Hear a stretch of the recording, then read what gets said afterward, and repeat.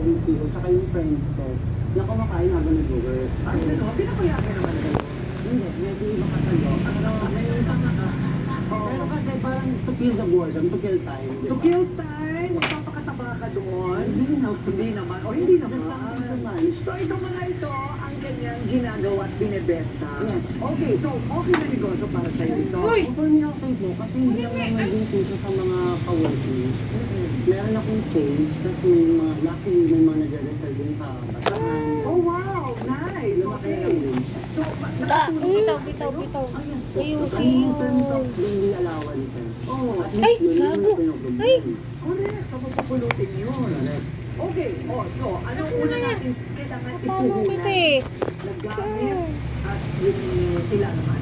Siguro yung mismo, kasi sa mismong product is yung weighing scale.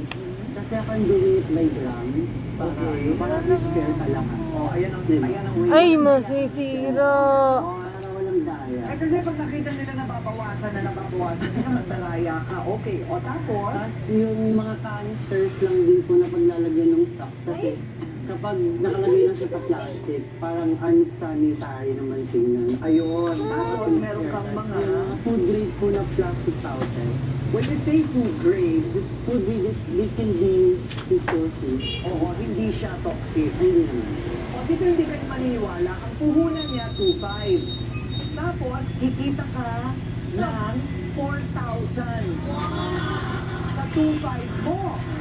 Diba? Maniniwala ba kayo na ito ay 2 for 100 pesos? 2 for 100. Iba pa kapag reseller ka, siya na ang gagawa lahat. Kukunin mo lang sa kanya, Less than pa po yung presyo. less 10% pa. Napakamura. Ano? Pag reseller, para may kitain pa rin sila. Demo tayo. Sige nga, paano ginagawa yan? Sa mga bata, ito ang gusto nila. Pinapasalib yung nanay kong working. Oo. Tapos ito naman ang favorite ko. Mango cubes. Mango cubes. Yummy.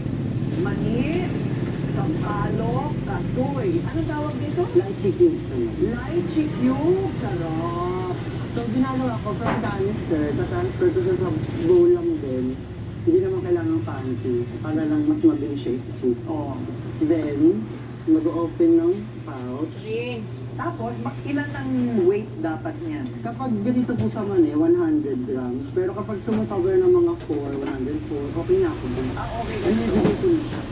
Wow. Ganun pala yun? Punong-puno pala yung 100. Oo, yes po. Punong-punong po talaga siya. Ngayon pag mga 107, lang din siya. Ganun. Ayun. Kaya ka pinagpapala. Binibigay mo na yung 7 piraso. Oo, binibigay ko na siya. O, ayan na. So, 2 for 100. Saan ba 2 for 100? Pwede, pero pag ito ibibenta nyo na, pwede nang kahit kahit tigsi 60. O, di ba? Tigsi 60, benta mo ng 2 for 120. Di ba mga ganyan? So, mas malaki ang iyong kikitain. Correct. Parang masarap ito kasi may parang sili-sili pa. Spicy po siya. Yummy! Okay. Uy, maraming salamat ha! Yan. Sid! Congrats! Ang galing! Napapatigin niya ang kanyang buhay sa simpleng negosyo.